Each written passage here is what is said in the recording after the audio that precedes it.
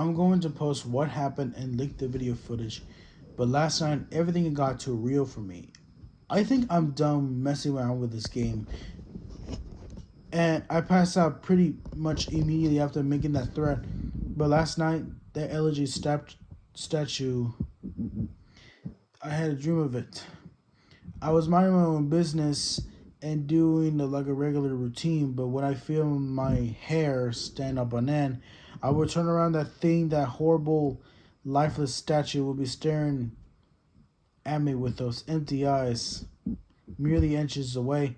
In my dream, I remember calling it Ben, and I never had any dreams that I could remember so vividly. But the important thing is that I did get some sleep, I suppose. So today, putting off playing the game as long as I could, I drove back up to that neighborhood to see if that old man came back.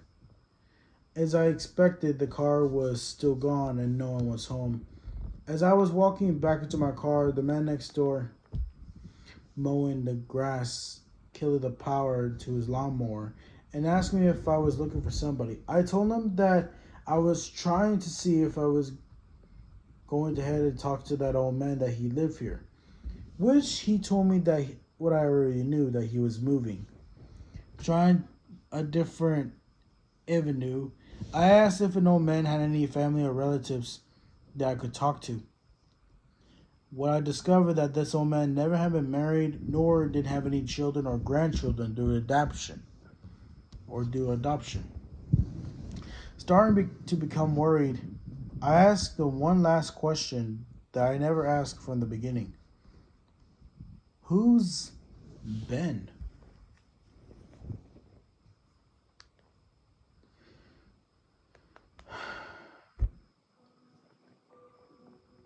Ben is a young boy that happened 8 years ago on April 23rd. He was the sweetest and boy ever since. And he was having this ordinary day that you felt like he can take the chances. Like he just wanted to do regular routine. He played games. That's why he has a playable game that is called Nintendo 64. But no matter what, he did play the game so much, like he basically enjoying it. But by the time he was doing his business around the neighborhood, some mean kids thought of an idea trying to do something to Ben. And then unfortunately those kids basically just did something to him like unexpected. Those kids threw Ben to the river side, and he barely, very for real, like he did actually drown. So what I do know is that there was an accident with a young boy named Ben in the neighborhood shortly after his parents moved. And despite my any further attempts to talk to that man that got more information, he wouldn't divulge anything else. I went back and started playing it again. I loaded up the game and immediately jumped at the title screen where the mask flies by. The sound that was played was not normal whoosh sound. It was something a little bit more lighter and higher pitch. I pressed start, bracing for the worst. But just like 2 nights ago, the files Your Turn and Ben were displayed. Truth be told, that I looked at the Ben's file earlier. It seems that the fractional between displaying the autosave and not. I brought up the Ben's file, hesitated for a moment, noticing that the stats were not the same as they originally were 2 days ago. It seems like he already completed the Stone Tower Temple this time. Summoning my courage, I selected it. Immediately, I was thrust into the complete chaos. Sure enough, I was outside the Stone Tower Temple, but that's about all that was expected. the zone itself wasn't called Stone Tower Temple, but rather Stone. Immediately, a dialogue box of a complete gibberish that I couldn't make out greeted me. Link's body was distorted, like very distorted. His back was crooked, violently to the side where his poster were permanently disfigured. Link's expression was dull, almost monotonous. He had an expression on his face that I didn't recognize before. It was a blank look, as if he was dead. As Link stood there and his body span out on his face that I didn't recognize before. It was a blank look. Like, for real.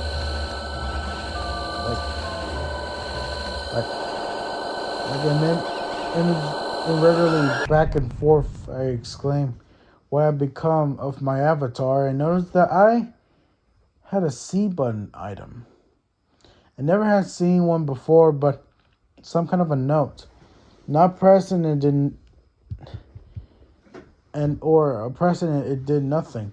Sound played back and forth that I didn't recognize from the game. Almost like a demonic in nature. And there was some kind of a high-pitched yip or some kind of a laugh or something playing in the background. I had all of 2 minutes to take in the environment before another one of those fucking Elegy of Emptiness statue was summoned. Immediately after, I was cut to the Dawn of a New Day screen, but except this time without the eyes subtext. I was at the DQ Scrub in Clocktown. This scene would normally play after the first time you travel back in time. Toddy would say, "What just happened?" It is as if everything has started over.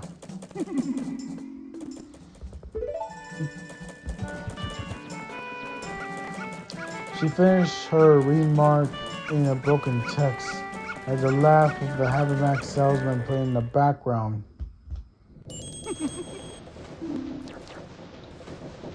I put back in control of my character, but from the fucked up camera angle, I was looking from behind the door to the clock tower, watching my avatar get around as a Deku scrub. Seeing as how I really had no place to go because I couldn't see anything, I begrudgingly went inside the door, and there was a greeting by a Happy Mask salesman who simply told me, "You met with a terrible fate, haven't you?" Before the screen went out. I was in Termina field as a human form. I might as well not have been playing the game anymore. I was warped around and there was no sign of a day clock or anything. I took a moment to get my bearings as I look around in the field, and immediately I could tell there was something that's not normal. There was no enemies, and a twisted version of Happy Max Salesman's theme was playing. I decided to run towards the woodfall before I noticed a gathering of 3 figures off the side.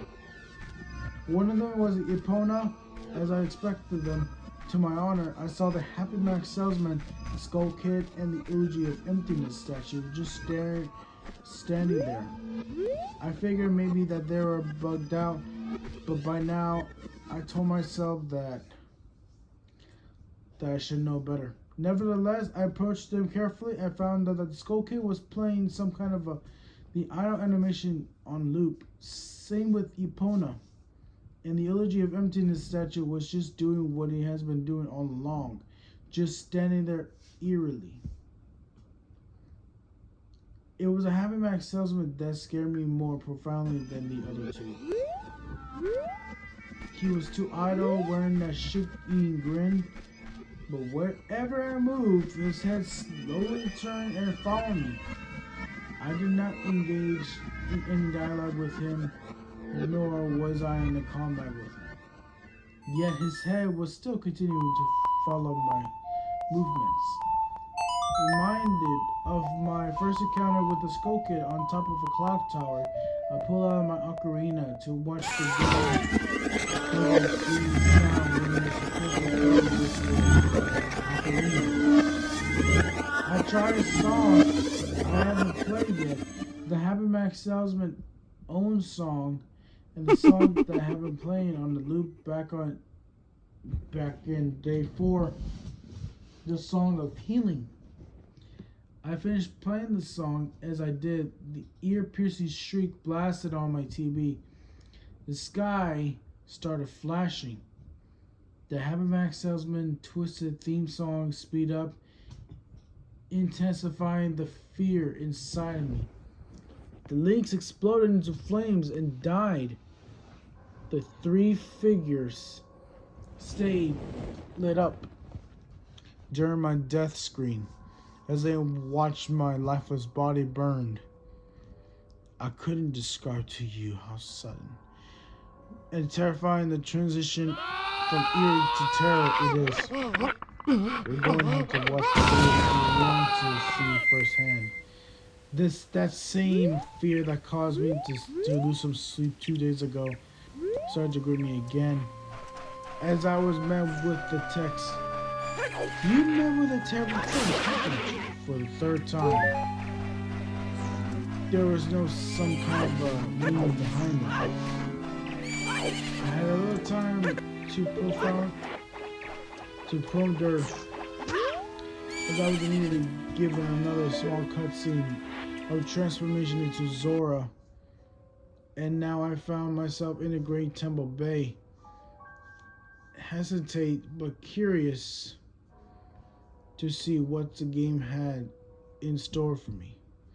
I slowly made my way towards the beach where I found Epona. I wonder why the game had decided to put her here. The game implying she was trying to drink, unable to take the mask off. I decided that riding the stew wasn't the reason she was placed there.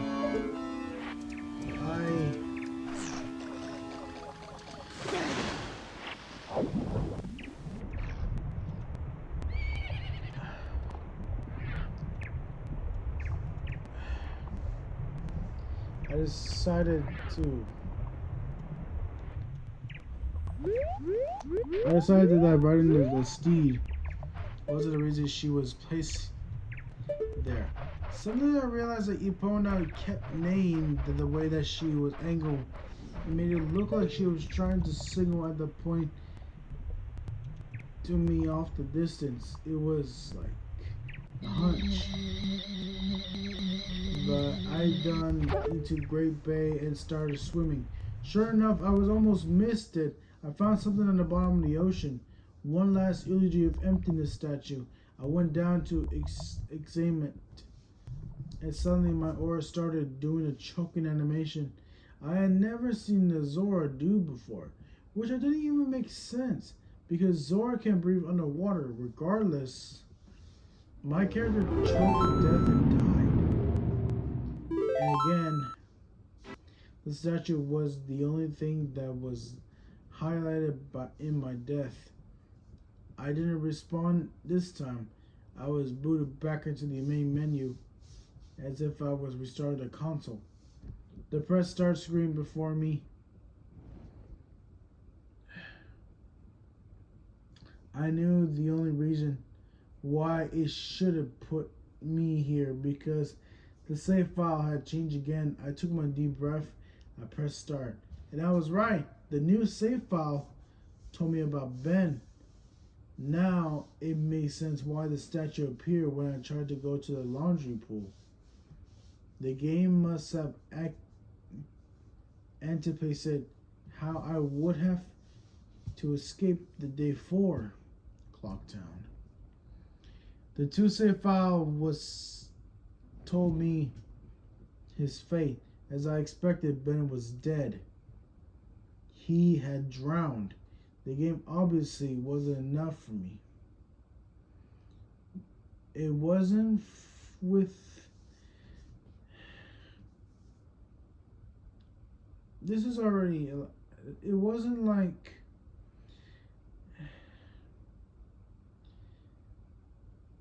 The game obviously isn't through with me. It taunts me with a new save file. It keeps wants to keep playing. It wants me to go further, but I'm done with this shit. I'm not touching any more of the files. This is already way too horrifying for me, and I didn't even understand or believe in the paranormal. But I'm running out of explanations. Why would someone send me this message? I didn't understand it. I don't understand it. I was just too depressed thinking about this. The footage is up here for those who want to see it and try and analyze it. Maybe there's some kind of a coded message in a gibberish or something symbolic in what I went through. I am too emotionally and mentally drained to fuck with it anymore.